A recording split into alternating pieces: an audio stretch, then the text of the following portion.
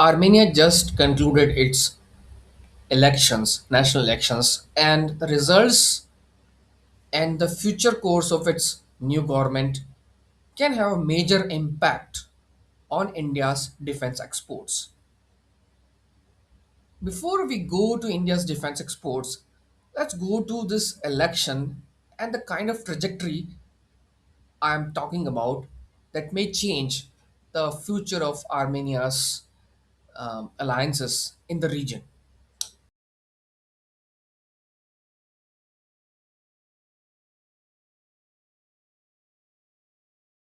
There are three aspects to this. First is Armenia's tilt towards European Union, breaking away from Russia-led Eurasian Economic Union. Second is the larger geopolitical equation in Caucasus region. And third, how India's defense exports can suffer. Let's go one by one. Armenia, as you may know, is a landlocked nation. It's an ex-Soviet state and it's not a big country. It doesn't have a big population size and it used to be part of Russia's larger strategic sphere in geopolitics. But in the past few years, Armenia has been trying to move away from Russia's orbit and it's increasingly inching towards European Union or United States of America. It has signed some defense agreements and some economic agreements with America in the last few years, and it is also trying to join European Union. That was one of the poll pitch of the incumbent part of the ruling party, which also has won the election in the recently concluded elections, and they're also trying to make peace with their neighbor Azerbaijan over a threat over the territory of Nagorno Karabakh. So, how is it going to impact? So, the current party, which has also won the election, is trying to distance away from Russia and they want to move closer to European Union. However, there are some problems. However, there are some problems because if you look at the economic picture, if you look at the economic picture, there are three aspects of it. First is Armenia's trade, second is the diaspora, and third is the Soviet legacy. So let's go one by one. First is the economic trade, economic activities. Majority of Armenia's trade happens. Majority of Armenia's trade happen with Russia. Russia is the major import and export or a big trading partner of Armenia because of the Soviet legacy that has continued. And and the legacy continued, and the Russia-led Eurasian Economic Union is also major trade partner in which many countries, including Kazakhstan, are also part of it. Now, Russia has threatened Armenia if it chooses to prioritize joining European Union at the expense of Eurasian Economic Union. It may lose access to those markets, and Russia may cut a lot of imports or possibly exports also to Armenia. And that could be a huge problem to Armenia because it's landlocked. It's dependent on other neighboring countries and also to Russia for many of their needs. Now, second is remittance and the major diaspora picture. So, because of part of Soviet Union, a lot of Armenians studied Russian language and they used to go to Russia, are still going, and they are become citizens of Russia, and they send a lot of money to Armenia. So, a huge inflow of money happens from Russia, and also Armenia acts as a middle conduit once sanctions imposed on Russia. So when Union imposed sanctions on Russia, a lot of Russian qualified professionals moved to Armenia to move away from the sanctions and also continue to enjoy the sanction-free connections to West. So as in this way, Armenia acted as a middle corridor, a mid corridor between Armenia, between Russia and European Union, of the professionals of trade also. That's things. Now, if Armenia choose to go to European Union, these things can have a problem. This thing may have an impact, not just trade. The remittance flow can also evaporate, or it may reduce altogether. And the traveling by Russian professionals or Russian tourists to Armenia can go, and Armenia may lose a major chunk of its revenue. The third part is the Soviet legacy, ex-Soviet legacy. Armenia has major defense equipments from Soviet era. It bought those things from Russia, and it also has a nuclear power plant which still runs on Russian technology, and Russia supplies fuel to those reactors. At the same time, Armenia continues to receive a very cheap Russian gas. So Russia has been supplying Armenia the gas, natural gas, at a very deep discount. And if Armenia has to choose European Union over Russia-led Eurasian Economic Union, it may lose access not just to a big market like Russia for its export, but also for these kinds of imports. It may lose access to these area, this kind of trade and these um, lifeline, and that can collapse Armenia's economy. And being a landlocked nation, there is nothing much European Union can support Armenia at this juncture. Let's go to the second point of larger geopolitical equation. As I emphasized many times, Armenia is a landlocked nation. It has neighbors Turkey, Azerbaijan, Georgia, and Iran. It has no land link. It has no direct land connection to Russia. All the connection happens through Georgia mostly. Now it has already fought war with Azerbaijan over the territory, as I mentioned, and Azerbaijan and Turkey are allies. They participate. They are allies. Um, so Armenia did not have good relations with those countries, and Russia was providing security as some sort of peacekeeping missions, which will also go away, or has been under reduction because Armenia is not participating in Russia-led CSTO bloc.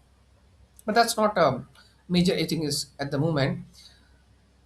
Imagine if Armenia has to join European Union, it cannot aligned with Russia, and Georgia doesn't have good relations with European Union at the moment, because Georgia is accusing European Union of interfering in its internal matters. So the current government is not really aligned with European Union. Azerbaijan and Turkey are not really called a friendly neighbors by many Armenians. That leaves Iran. Now, if we look at the current geopolitical picture, if we leave the current geopolitical picture, by signing a lot of agreements with America and other Western partners, which are waging or currently engaged in some sort of economic conflict, or European Union put sanctions on Iran and America has waged war against Iran.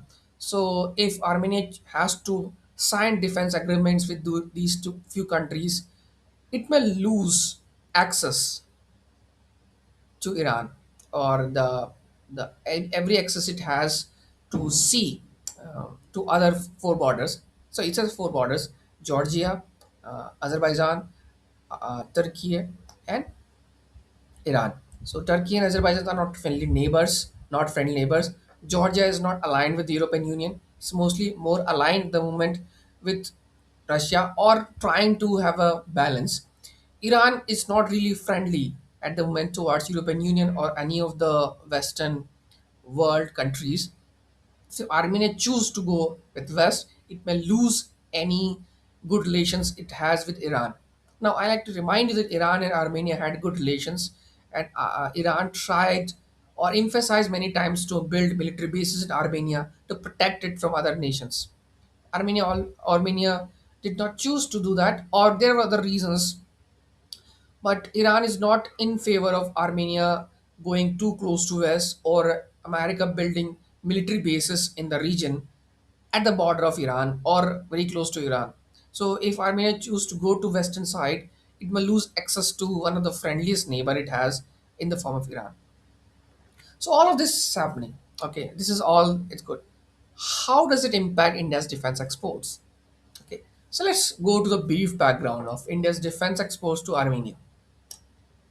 Now, as I said, Armenia had Soviet legacy and it has a lot of equipments bought from Russia. Because of Russia-Ukraine conflict, or many people used to call it Russia's invasion of Ukraine, you can call it whichever way you want. Armenia was not able to get spare supplies or spare parts or many of the critical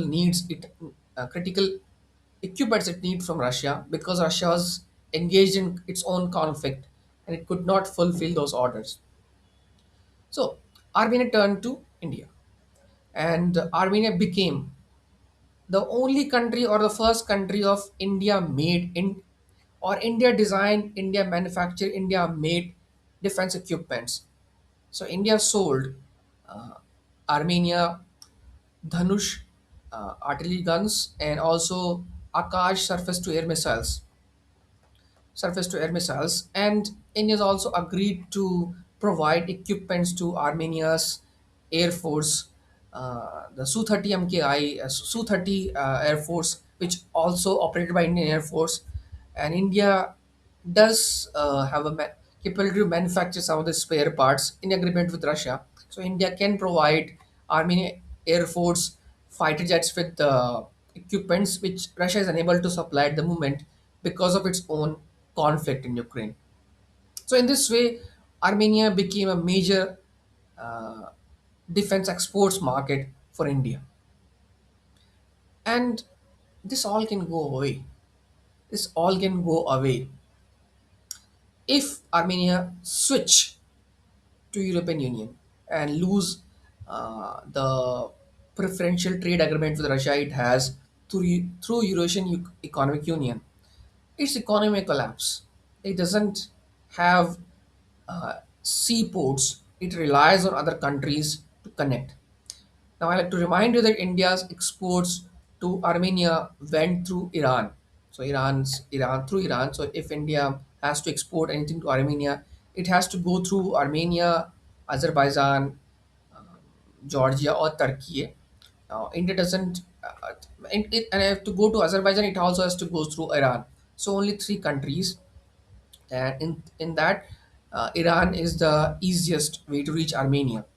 So India's all exports, defense exports, pass through Iranian territory.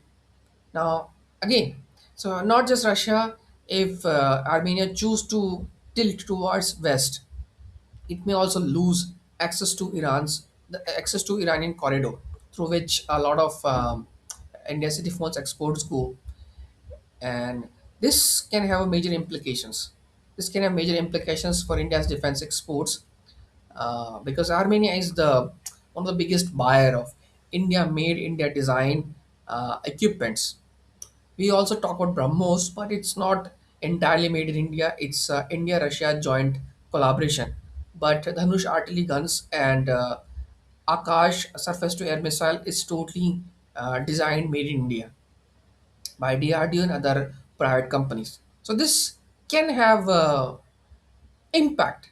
Now, this is all a hypothetical scenario. As I said, if Armenia choose to go towards European Union side, uh, but if it doesn't choose, if it try to become more balanced, it choose to do a balancing act, then all the defense exports and all the relations we India had with Armenia will remain intact, and relations with Iran, relations with Russia, and other Western countries may also remain intact. But the current ruling party is trying to tilt towards Western world, trying to move away from East or Russia-led uh, economic bloc or military bloc. So this can have implications. this can have implications, and we'll see. We'll see if Armenia choose to go by that path, and what kind of challenges and opportunities it can bring.